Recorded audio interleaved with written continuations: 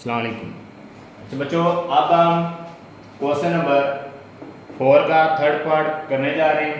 ठीक है, उम्मीद है पिछले लेक्चर अच्छी तरह लर्न कर रहे हैं, उनको अच्छी तरह आपने प्रैक्टिस भी करनी है। ठीक है, आगे मैं क्वेश्चन करवा रहा हूँ, आपको उससे किसी और मेथड से, ठीक है ना, कोई और एंगल की वैल्यू फिक्स करके करके मुझे दिखाया करें, तो मुझे भी पता चले कि आप कितने कर रहे हैं क्वेश्चन और कितने नहीं कर रहे हैं। ठीक है ना। अब यहाँ पे बच्चों क्वेश्चन नंबर 4 के पार्ट नंबर 3 में देखा जाए तो मेरे पास ए और सी दो साइड्स गिवन है और एक एंगल गिवन होता है। कौन सा भी था? एंगल बी, वो आपके पास 90 डिग्री। ठीक है, दो साइड्स और एक एंगल दिया गया है। अब आप सबसे पहले इसकी राइट ट्रायंगल बना लें। राइट ट्रायंगल से आपको अंदाजा हो जाएगा कि आपने करना क्या है। ठीक है, 90 डिग्री का एंगल बनाएंगे। यहां पे क्या साइन लेंगे? बी, बी पे 90 डिग्री, बाकी ए सी जिस तरह मर्जी लेंगे। ए सी बच्चों, ए किसको रिप्रेजेंट करता है? अल्फा को, सी गैमा को और बी बीटा को करता है। ठीक है, बी किसको करेगा? बीटा को। सम ऑफ थ्री एंगल्स 180 डिग्री। आप अब यहाँ पे एंगल डिफाइन कर सकते हैं तीसरा, क्योंकि मेरे पास एक एंगल की वैल्यू है, एक एंगल की वैल्यू है, दो की होती तो आप सम ऑफ थ्री एंगल लगाते हैं, alpha plus beta plus gamma is equal to 180 degree लगाते हैं। अब यहाँ पे मेरे पास साइड दी गई बच्चों, ए के सामने बी के सामने बी, सी के सामने सी आएगा। ए कितना दिएगा? 12 सेंटीमीटर, सी कितना दिएगा? 6 सेंटीमीटर। तो बी आपने फाइंड करना है। पहले मैंने बताया जब आप पास दो साइड्स गिवन हो सी, ठीक है, अगर आप पास दो साइड्स गिवन हैं तो आप पाइथागोरस थ्योरम यूज करेंगे। अगर आप पास दो एंगल गिवन हो तब आप सम ऑफ थ्री एंगल वाला फॉर्मूला यूज करेंगे। Sum of three angle is equal to 180 degree. ये बात याद रखना चाहिए।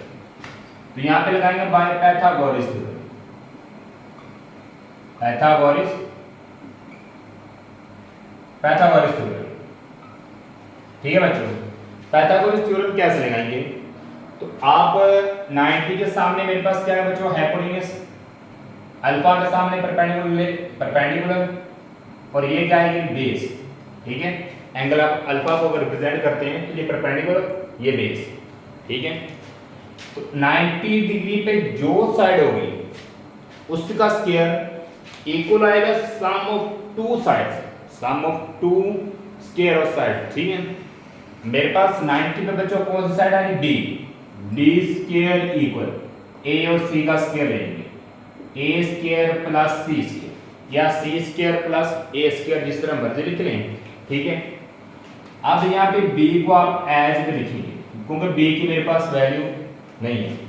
ए कितना आ रहा है? 12 स्क्वायर एज, सी की वैल्यू बच्चों कितनी है? 6 स्क्वायर एज, 12 का स्क्वायर 144, 6 का स्क्वायर 36।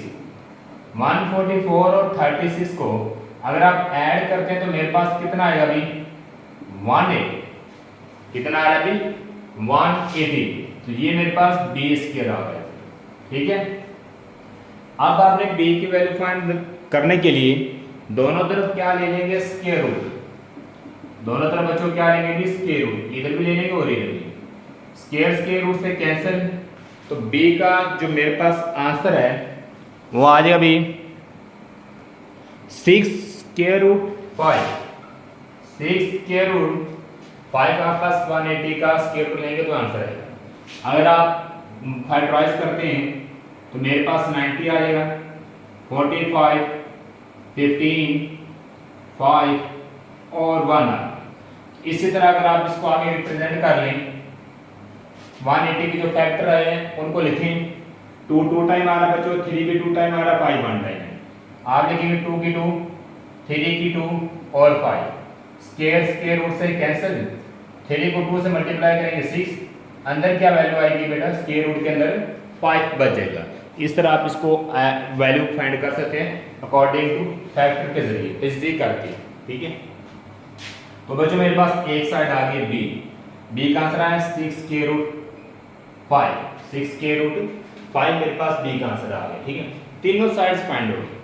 अब एक एंगल निकालना है, एंगल निकालना बहुत ईजी है, बहुत ईजी है। ये इस तरह मर्जी निकालना, गैमा ले लें, साइन अल्फा ले लें, साइन गैमा या फिर साइन अल्फा लें, कोस अल्फा कोस गैमा ले लें, टैन अल्फा या टैन गैमा ले लें।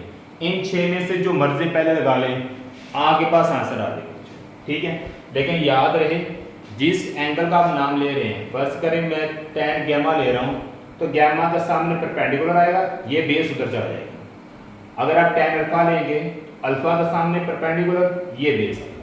ये बात ध्यान रखना, ये भूलिए ना।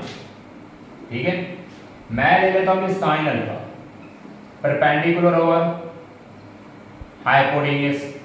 बेटा परपेंडिकुलर मेरे पास वैल्यू कितनी आ रही है 12, हाइपोटेन्यूस कितना आ रहा है 6√5 sine alpha as it are, क्योंकि अल्फा की वैल्यू मेरे पास नहीं है।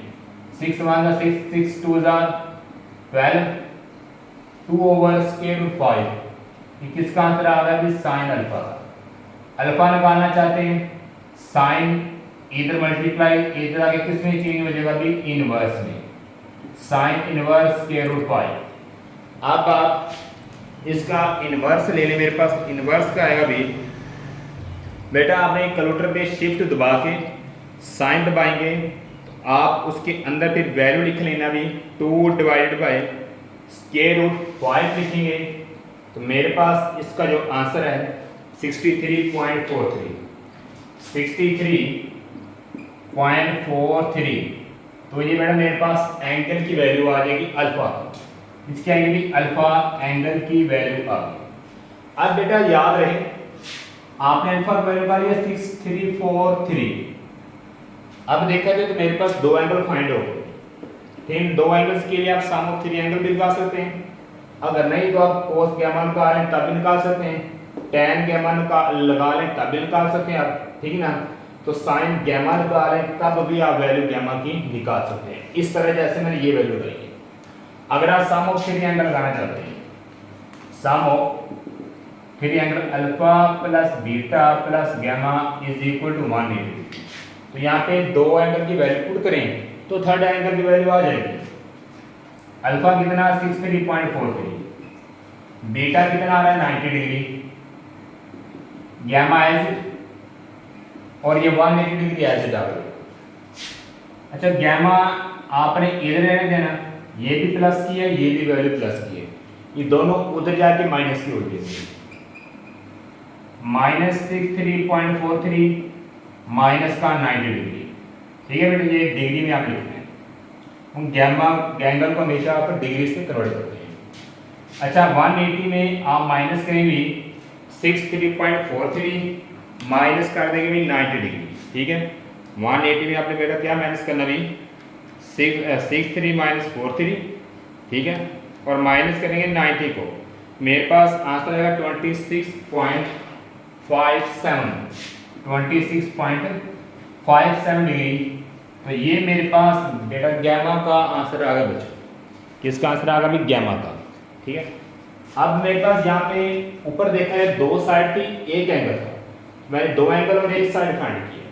अब हम यहाँ पे चेक भी कर सकते हैं, अगर आप तीनों एंगल को ऐड करते हैं, देखिए मेरे पास 180 बनता है 63.43 26.57 और थर्ड एंगल है 90 डिग्री।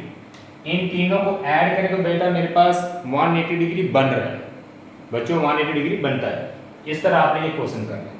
अगर आप यहाँ पे सम ऑफ 3 एंगल नहीं लगाना चाहते हैं तो आप इसको यूज कर लें sine gamma, sine gamma equal होता है परपेंडिकुलर ओवर हाइपोटेन्यूस। वो यहाँ पे चेंजिंग क्या आएगी, गैमा ले रहे तो गैमा के सामने ये परपेंडिकुलर होगा और ये क्या आ जाएगी बेस आ जाएगी।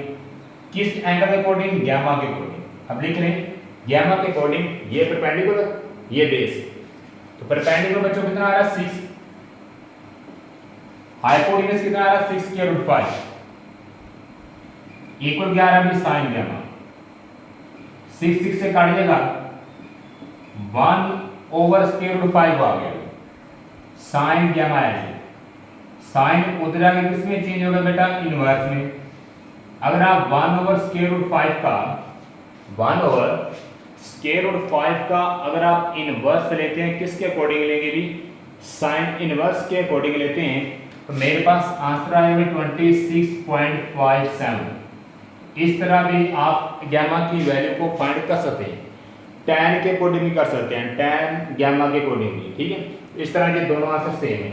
आप सम ऑफ थ्री एंगल लगाना चाहते हैं तब भी ठीक है, अगर साइन गैमा लगाना चाहते हैं तब भी ठीक है, कोस गैमा लगाना चाहते हैं तब भी ठीक है, ठीक है। इस तरह अब हम क्वेश्चन नंबर 4 करते हैं, भी पार्ट 4 करते हैं।